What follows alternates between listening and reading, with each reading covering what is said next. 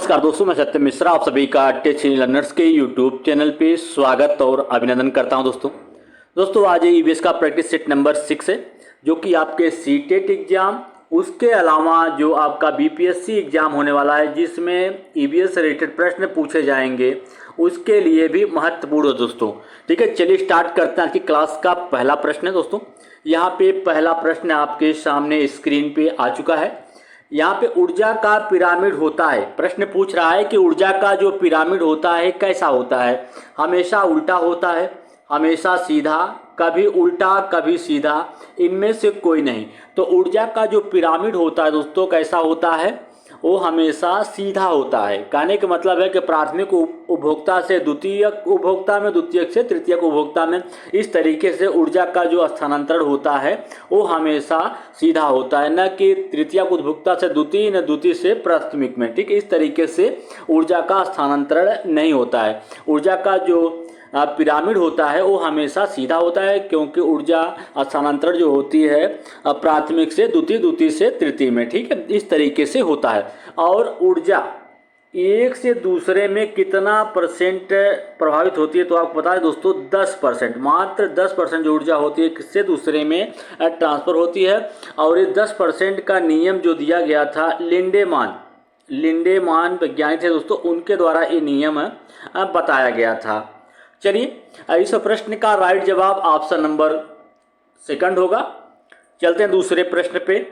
प्रश्न संख्या 2 है कि जो जानवर रात में जागते हैं वही वस्तुओं को देख सकते हैं। जो ऐसे जानवर जो रात्र में जागते हैं वे वस्तुओं को कैसा देख सकते हैं? सभी रंगों में, केवल काले और सफ़ेद रंगों में, केवल हरे रंग में, केवल लाल रंग में। तो ऐसे जानवर जो रात में जागते हैं उन्हें क्या कहा जाता है? रात्रिचर कहा जाता है दोस्तों। रात्रिचर प्राणी या रात्रिचर जीव कहते हैं। ठीक है, ऐसे क्या करते हैं, वो प्रत्येक वस्तुओं को सिर्फ काला और सफ़ेद रंग में ही देख पाते हैं। तो इस प्रश्न का राइट जवाब ऑप्शन नंबर 2 हो जाएगा। अब आप जानना चाहते होंगे कि कौन से ऐसे जानवर हैं जो कि रात्रिचर हैं, तो आप जान लीजिए दोस्तों कि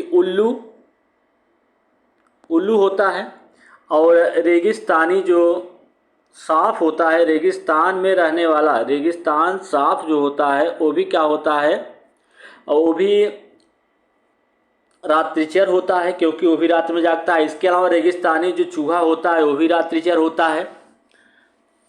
तो ये दोस्तों कुछ जानवर है रात्रिचर, कुछ एग्जाम्पल है, और जिनको सिर्फ वो रात्रिचर होते हैं और वस्तुओं को केवल काले और सफ़ेद रूप में ही देख सकते हैं। चलिए अगले प्रश्न पर चलते हैं दोस्तों। प्रश्न संख्या 3 है कि जहाँ तक हम देख सकते हैं कुछ पक्षी हमसे 4 गुना अधिक देख सकते हैं। ये पक्षी कौन से हैं?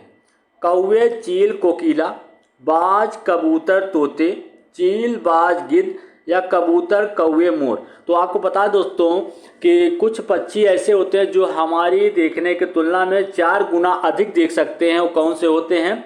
चील होता है, बाज होता है और गिद्ध होता है। सभी क्या होते हैं? हमारे देखने की तुलना में 4 गुना अधिक दूरी की चीज़ों को देख सकते हैं। चलिए दोस्तों अगले प्रश्न पे चलते हैं। प्रश्न संख्या 4 है कि शरीर की प्रतिरोधक क्षमता से जुड़ा सबसे महत्वपूर्ण कोशिका का प्रकार है। कोशिका का प्रकार इसमें से कौन सा ऐसा है जो शरीर की प्रतिरोधक क्षमता से जुड़ा हुआ है? ठीक है, तो प्लेटलेट, लिम्फोसाइट, उपयुक्त में से एक से अधिक, या उपयुक्त में से कोई नहीं। तो शरीर की प्रतिरोधक क्षमता जो बढ़ाता है दोस्तों कौन सा होता है? लिम्फोसाइट होता है। कौन सा? लिम्फोसाइट।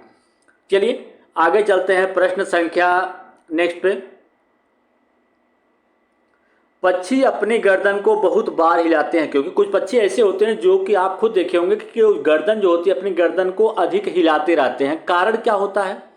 वे उड़ सकते हैं, पक्षियों की आँख स्थिर होती है, पक्षियों की आंखें छोटी होती हैं, उनके कान पंखों से ढके होते हैं। बिल्कुल दोस्तों, इसका जो राइट जवाब होगा वो ऑप्शन नंबर 2 होगा, क्योंकि जो पक्षी होता है उसकी जो आंखें होती हैं वो क्या होती हैं? स्थिर होती हैं।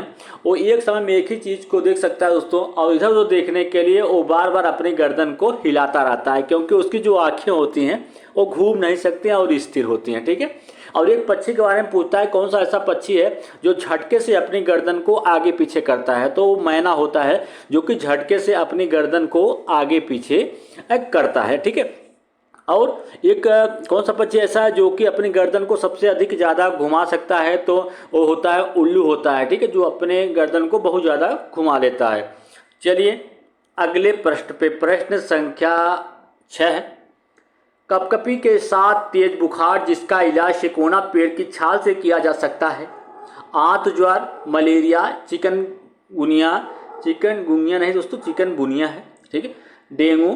तो कपकपी के साथ तेज बुखार आना, इसका मतलब किसका लक्षण होता है? मलेरिया का लक्षण होता है। उसको मलेरिया हुआ इस कारण वो ऐसा हो रहा है। ठीक है, और इसका उपचार जो होता है, सिकोना पेड़ होता है उसकी छाल से इसका उपचार किया जाता है, और ये मच्छरों से फैलने वाला एक रोग होता है। तो इस प्रश्न का राइट जवाब ऑप्शन नंबर सेकंड है। चलिए दोस्तों अगले प्रश्न में चलते हैं। प्रश्न संख्या नेक्स्ट है, कह रहा है कि प्रकाश संश्लेषण में कौन सा गैस उत्पादित होता है? जब प्रकाश संश्लेषण होता है दोस्तों, कहने का मतलब है तो प्रकाश संश्लेषण एक ऐसी क्रिया होती है जिसके द्वारा पौधे जो होते हैं, पौधा हो गया ना दोस्तों, तो पौधे अपने भोजन का निर्माण जिस प्रक्रिया द्वारा करते हैं वो क्या कहलाता है? प्रकाश संश्लेषण की प्रक्रिया कहलाती है। ठीक है, तो इसमें क्या होता है प्रकाश संश्लेषण प्रक्रिया में, जो पौधे होते हैं वो कार्बन डाइऑक्साइड को क्या कर लेते हैं? अवशोषित कर लेते हैं, और उसके बदले में ऑक्सीजन क्या करते हैं? ऑक्सीजन गैस को उत्पादित करते हैं। तो इस प्रश्न का राइट जवाब ऑप्शन नंबर थर्ड होगा, क्योंकि क्या करते हैं? ऑक्सीजन को उत्पादित करते हैं। चलिए दोस्तों अगले प्रश्न में चलते हैं। प्रश्न संख्या नेक्स्ट है कि निम्नलिखित में से राजस्थान के किन जिलों के समूह में मुख्यतः कच्छारी मृदा पाई जाती है? राजस्थान के वे कौन से जिले हैं जहां पे कच्छारी मृदा पाई जाती है? बीकानेर जैसलमेर में, भरतपुर धौलपुर में, या कोटा बूंदी में, या बांसवाड़ा और डूंगरपुर में? तो कच्छारी मिट्टी कहाँ पाई जाती है? भरतपुर धौलपुर में। ठीक है, तो इस प्रश्न का राइट जवाब ऑप्शन नंबर सेकंड है। चलिए अगले प्रश्न पे, प्रश्न संख्या नेक्स्ट है, प्रकाश के किस रंग में प्रकाश संश्लेषण अधिकतम होता है? प्रकाश का कौन सा रंग होता है जिसमें प्रकाश संश्लेषण की क्रिया जो होती है वो सबसे अधिक होती है? ठीक है, प्रकाश संश्लेषण जो क्रिया होती है, सूर्य के प्रकाश की उपस्थिति में पौधे जो होते हैं क्लोरोफिल की उपस्थिति या कार्बन डाइऑक्साइड की उपस्थिति में अपने भोजन का निर्माण करते हैं, उसी प्रक्रिया को प्रकाश संश्लेषण क्रिया कहता है।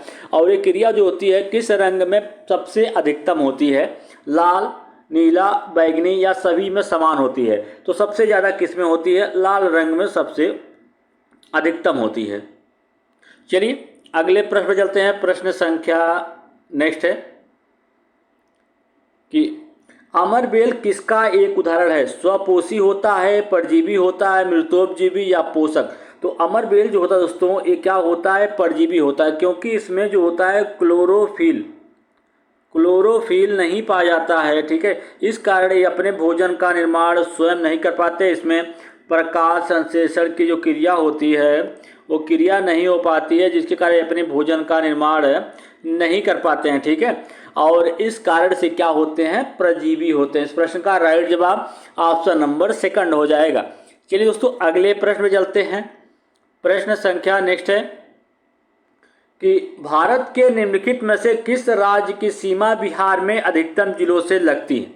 पश्चिम बंगाल, उत्तर प्रदेश, झारखंड, उपयुक्त में से एक से अधिक, या उपयुक्त में से कोई नहीं? तो भारत के निम्नलिखित जिलों में से किस राज्य की सीमा बिहार से अधिकतम लगती है? तो पश्चिम बंगाल, उत्तर प्रदेश, झारखंड सभी जिलों से अधिकतम लगती है। तो इस प्रश्न का राइट जवाब उपयुक्त में से एक से अधिक होगा। ठीक है, और सबसे ज़्यादा नेपाल से लगती है। नेपाल के 7 जिले ऐसे हैं जिससे बिहार की सीमा जो है लगती है। ठीक है, नेपाल के 7 जिलों से।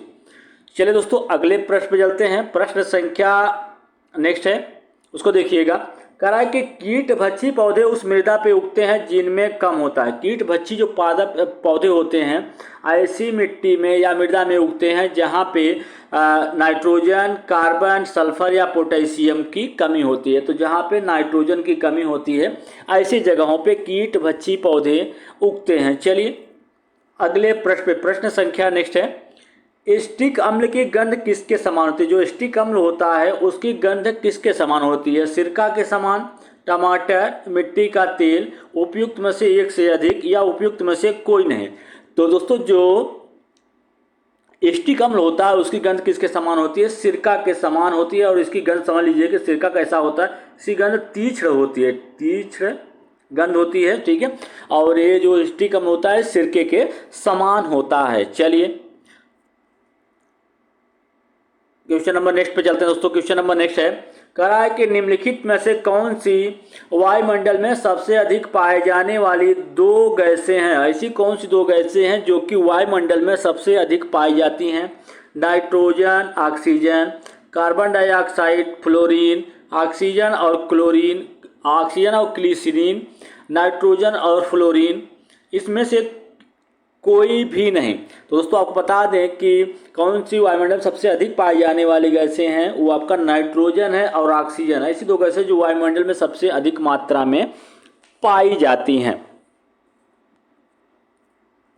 अगला प्रश्न दोस्तों, प्रश्न संख्या नेक्स्ट है, कह रहा है कि मानव शरीर में छोटी आंत और बड़ी आंत की लंबाई के बीच का अनुपात कितना है?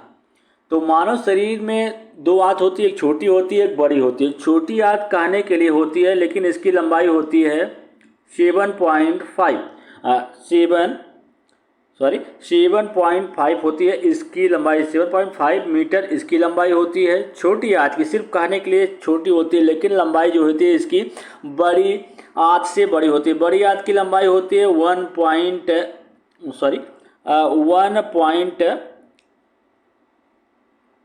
7.5 छोटी की और 1.5 जो है वो होती है बड़ी की, ठीक है।